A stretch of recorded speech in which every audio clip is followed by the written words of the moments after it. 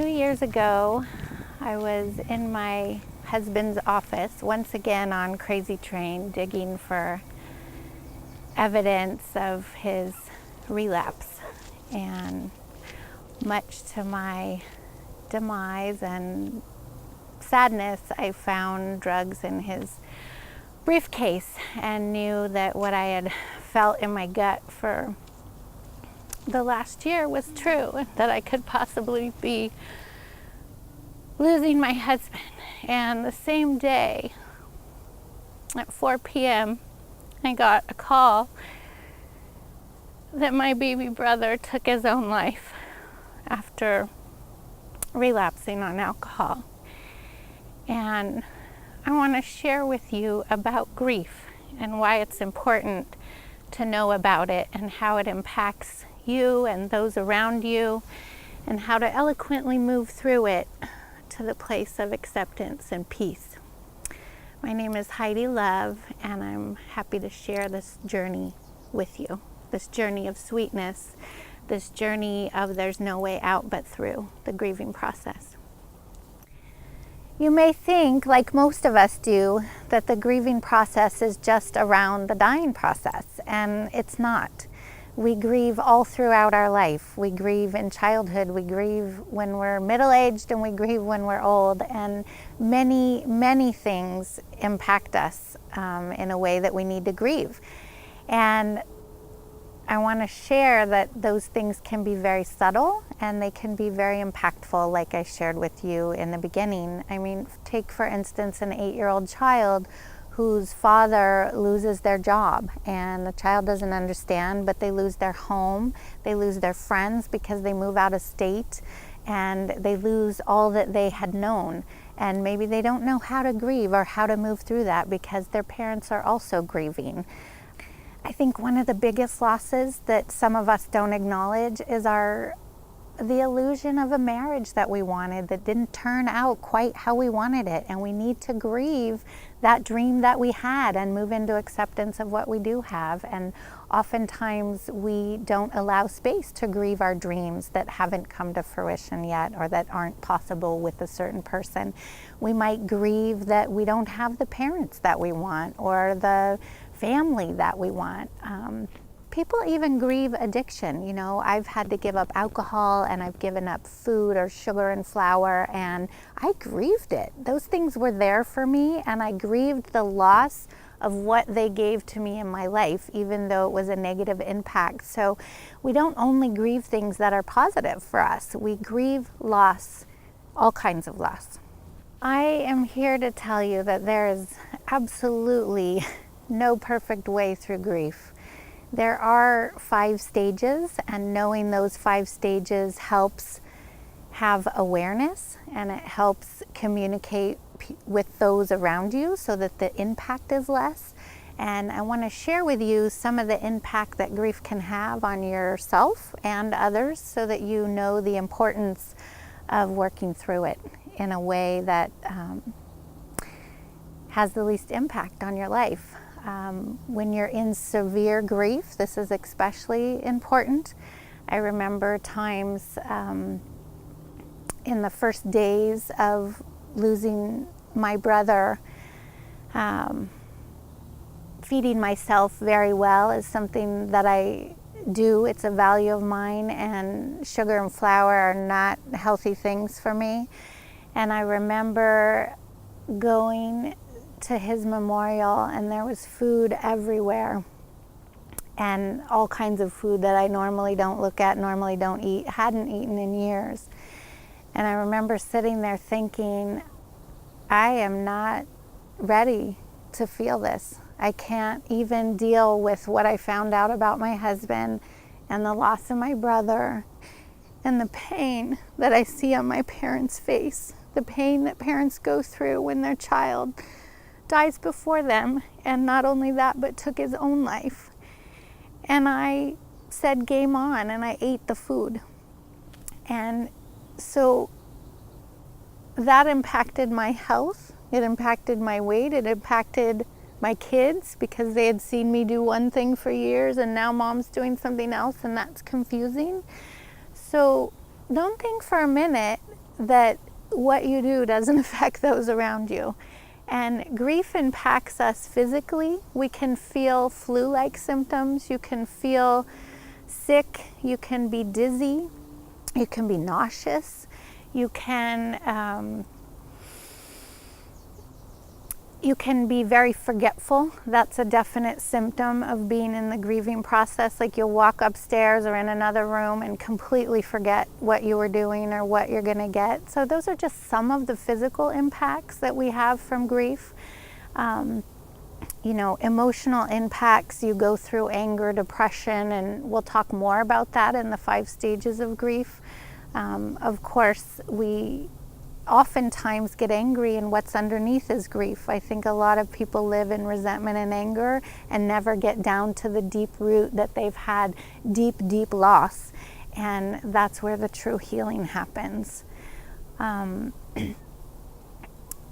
It impacts those around you because your tolerance for normal things goes away. Like I have 2 teenage daughters, and as I've been through this grieving process, there's days where I just could not handle one more thing, and I have a bad tone, or I'd snap at my kids. And I think had I been more aware, had I had the support that I needed right away, that some of that can be prevented. So I'm here today with you to share about prevention, to help you get through the grieving process as peacefully and as eloquently as you can, because I can share with you my suppressing the grief made it take longer, and it made it harder. And once I fully embraced and leaned into it, there's a beautiful, beautiful sweetness and healing. And it's actually really sweet to feel pain. And I never thought that I could tell you that. As we take this time together and I walk you through the journey of the 5 stages of grief, the most important things to remember and be listening for are awareness. Because when we're aware, we can change our behavior, we can acknowledge. Acknowledgement is huge in the grieving process. Just knowing what's going on with you and being able to share it with those around you helps intimacy through the whole process, that you're not alone. And it's also important to know that I'm going to share with you in a linear way 5 stages, but this process is not linear and there's no time frame. People always ask me, how long does it take? It takes what it takes, and the only way out is through. Sometimes it takes people 20 years because they won't allow it to happen.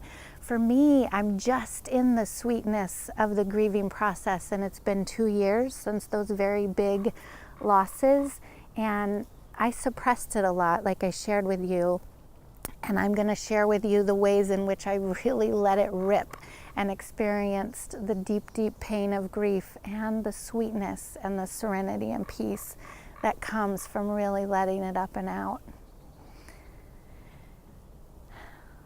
So as we walk through these 5 stages together, remember awareness. Remember that it's not linear and that there's no time frame. But the more you're aware that you're going in and out of these different 5 stages, you might move into one and then back to the other and then back to the other, that you will come to the sweet place and stage 5, which is peace and acceptance. Stage 1 is denial, and we use it to shut out our awareness of things that would be too disturbing to know. I think that really says it all. That says what denial is. These come up as thoughts or words that are, for instance, I don't care, it's no big deal. We have mental avoidance, which is a protective mechanism, and that can be obsessing, being busy, talking excessively, being with people all the time. I know many of you have experienced like just going through your day. You get up at 5:30 a.m., you go crash at 9:30, and you don't know where the day went because you were so busy. This is a way to stay in denial, to avoid what is too painful to really look at. And This is not bad. This is not necessarily bad. This is a way that our body, mind, and spirit starts to go through grief. So denial is not wrong. It's not bad. It's something that protects us. It helps us move. Now, if we live in a state of denial and we stay there forever, then we're keeping ourselves from going through the process. But this is the first stage. So it's the hardest one to recognize, obviously, as well. When we're in denial, we usually don't see it, but it is a way to protect us from what is too painful. So in this first stage of denial, the state is shock, numbness, panic, general refusal to accept or acknowledge the current reality. We do everything and anything to put things back in the place or pretend the situation isn't happening. There is much anxiety and fear in this stage, and typical reactions include refusing to believe the reality, denying or minimizing the importance of the loss. I know that this happened often in my marriage. When you know a reality that is coming, that you don't want to be the answer. Like, I did not want to accept what was going on in the reality of my marriage. And so, of course, I denied it. I tried to make it not so because I didn't want that to be the truth, because I knew that if that was the truth, I would suffer severe loss. And so when you don't want something to be true, even if you lost something, let's say, I actually had a friend who had $10,000 in the bank, and she was from another country, and the bank closed or something happened where she lost her money. And she went through this process of not believing that the news was correct and not believing the emails she got were correct and denying that that must all be a mistake because there's no way she could have lost her whole life savings. So you can see that in anything that we don't want to lose, of course, first we're going to be in shock and denial and try to name that that's not the reality, because we can't accept in that moment that that's the true reality. So essentially, denial is the shock absorber for the soul, and it helps us get through pain, shock, and trauma. And it's a natural reaction. It's a natural reaction to pain, loss, and change. It actually protects us, and it wards off the blows of life until we have the support and coping mechanisms that we need to move out of it. So it's not immediate. It's not something that has to click for you, but as you gather support, as you gather the coping skills, you'll be able to move out of denial. Stage 2 is anger. And when the denial wears off, sometimes we go right into one of the other stages, but a lot of times people go into anger. And anger can come out as just irritability, like everything. I used to describe it as I feel itchy. I feel itchy and everything rubs me wrong. And if you say something wrong or do something wrong, everything is irritating. And that can be how anger comes out when you're in extreme grief. It can also be like soul rattling rage. I've seen people completely lose it when they're angry, and I think I shared earlier about an experience when I just lost it on the hill and went outside and threw rocks and yelled at God. And we get really angry because we don't want what's really happening. We don't want that loss. We don't want to believe it's true. And then when we know that it's true, we get really angry about it. We're angry that we lost something that we really wanted to have longer, whether it's a person or a relationship or a job or an addiction that we want to hang on to. And I remember being really angry when I finally accepted the reality that I was an addict. I was pissed. Like, this is not my life path. This is not something I want to deal with that. And this often happens when people are diagnosed with something, with cancer, with diabetes. As they go through the grieving process of their own health, you are angry. You're angry you're not healthy. You're angry that you have a disease. And so this shows up in different ways, this anger. And it's important to recognize that it's okay to be angry and to let it out in appropriate ways. It was much more appropriate for me to go throw rocks on the hill by myself than it was for me to snap at my kids because I was irritated all the time. So it's important to hold space for yourself when you're in anger, or be around people that are able to hold space for you. I once participated in a whole workshop where we learned that anger wasn't horrible, and we actually would allow one person to go into rage and anger, and we'd breathe their energy in, taking it as fuel and letting this fuel us with excitement and passion, and to allow them permission to be angry, because oftentimes we have such judgment around being angry that we suppress it. We think we're not supposed to be angry, or we're not supposed to be mad, and it's like, you know what? When we lose something, we're mad, and it's okay to be mad. And it's okay to ask people to be able to hold your anger, to be with you while you're angry. And it's okay to be angry by yourself. But naming that you are angry and that you do feel ripped off, or that you do feel sad and mad and furious, it's important. It's important to move out of denial and acknowledge that you feel a loss. I think ripped off was a feeling that I felt often, like I feel absolutely robbed. I feel robbed of my brother's life. I feel robbed of my marriage. And I was angry at addiction, because addiction took those two people from me. And I wanted to just be very angry that addiction exists. And you know what? That was okay. So stage 3 is bargaining, and I have a little giggle on my face because this is one of my personal favorites, one I live in the longest, and one I'm quite a master at. Bargaining is rationalization. It's bargaining to not lose the situation. And you know, bargaining doesn't last as long when you have a death. It shows up when there's a death, as far as, should I have done something different medically? Should I have called the doctor sooner? Could I have done something to prevent this? And that's how we rationalize and bargain when it's around death.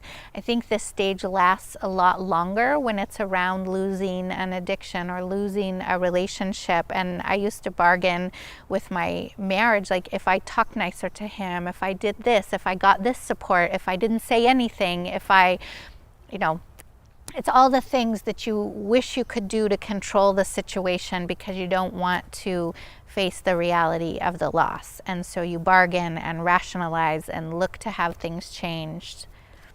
So how do you know when and how to get out of bargaining? And I was reflecting on this for myself, and with my marriage and my personal addictions, I had to exhaust every resource of control or manipulation or power that I felt that I had over it. I had, for instance, when you're talking about food or alcoholism, you know, I'll only eat cake at a wedding. I'll only drink on the weekend. I'll only have wine. I'll only have beer. I'll only drink on vacation. These are bargaining ways. And most addicts, or if you're talking about just a life circumstance, like, I'll only not exercise when I have family or friends over. I'll only skip my meeting, or I'll, you know, all the things that we bargain about in life.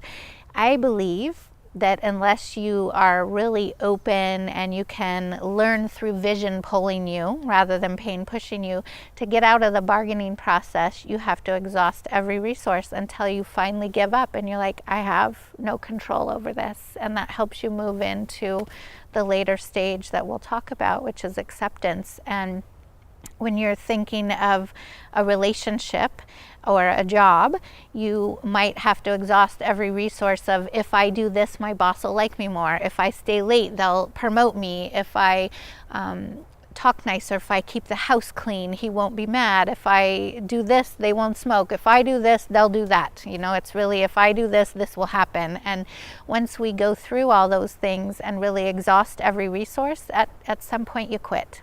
At some point you quit. Depression is stage 4, and this is normally after bargaining, because we get so entirely exhausted of trying to make a different reality that we go into hopelessness. We go into depression, and for some people this is a deep sadness. For most people this is the really important, extensive stage of grief, like really leaning into the grief, like that you are really, really sad about the truth, about the reality, about the loss. And it's important that during depression that you take gentle care of yourself. This is a chemical thing that happens in the body. So we all know that depression is a a mental illness, and I'm not talking about mental illness, but when you are under a huge loss or a shock or a trauma, your body can be chemically altered, like your serotonin levels actually change. So you can actually have chemical depression and mental depression that is just caused from grief at the same time. And I really advise you to have support during depression, whether it's natural amino acids or seeking the care of a healthcare professional, taking extra sleep, taking baths, taking time to care for your nutrition, to make sure that you're fed well and rested well. Treating yourself as if you're sick and that you need extra care during this time, having emotional support from those around you.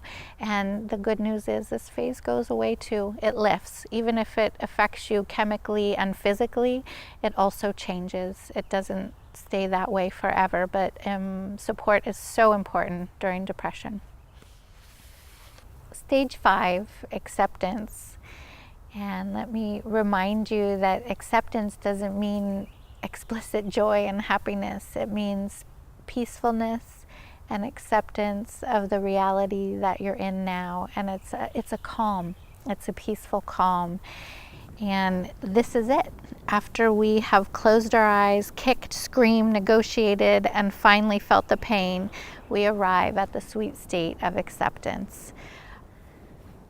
You may ask yourself, how do I know when I'm in acceptance, and will I go back to the other stages once I get to acceptance? And the knowing comes from a peacefulness, from really taking a truth-finding inventory, and when you've really faced the loss and look at the loss, and then with awareness comes action. So when you're able to take action according to the truth, that's really an indication that you're in acceptance. And when you have a peaceful calm that comes over you and you're in acceptance. And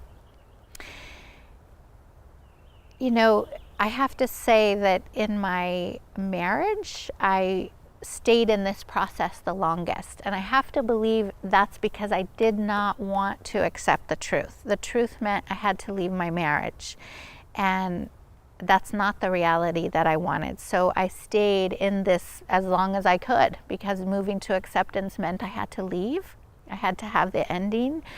So in life circumstances, such as a job or a relationship or something like that, when you're in acceptance, when you can move into peaceful action that is right with the facts and the reality that's in your life. With death, it's when you're not hooked in grief. And what do I mean by that? I mean, like when I think of my little brother now, I can sometimes get a tear in my eye. When I was coming to do this video this morning, I picked up a little picture that I have of him and I when I was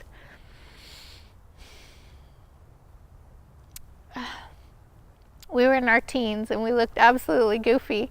And I just gave him a kiss, and I said, Bubba, help me say whatever needs to be said to help other people. And so does this right here mean that I haven't gone through the grieving process? No, I have a sweet acceptance that he's gone, that he's not coming back. And sometimes I get to feel sad, but I'm not angry, I'm not depressed, and I'm not in denial. And so acceptance, like I said, doesn't mean joy and happiness. It means peace. And you really will know when you're in it. It's a real peaceful calm, and it's a sweetness in your heart, and you can have connection with the reality of what is true. We must ward off the blows of life with denial until we are better prepared to deal with them. We must feel anger and blame until we have gotten them out of our system. We must try and negotiate, rationalize, and bargain, and we must cry. We don't necessarily have to let these stages dictate our behaviors, but each of us, for our own well-being and ultimate acceptance, needs to spend individually appropriate amount of time in each stage. The only way out is through. Healthy are those who mourn. It's important to have support during these times. Enroll your friends, enroll your loved ones, talk about it, write about it, be kind to yourself, be nurturing to yourself, and be gentle with yourself. Peace and acceptance will come. Thank you for being with me and being witness to some of my own personal stories, and for sharing in this learning and teaching with me. This is healing for me. They say that we teach what we best need to learn, and everything I teach is things I need to continuously learn and continuously unfold in. And your time is precious, and it's been sweet to spend it together. And I hope that you share this with others and enroll the people in your lives to go through the process with you. We don't need to do it alone. And I also invite you to reach out to professional support, whether it's me or somebody else, and have that support while you're going through this process.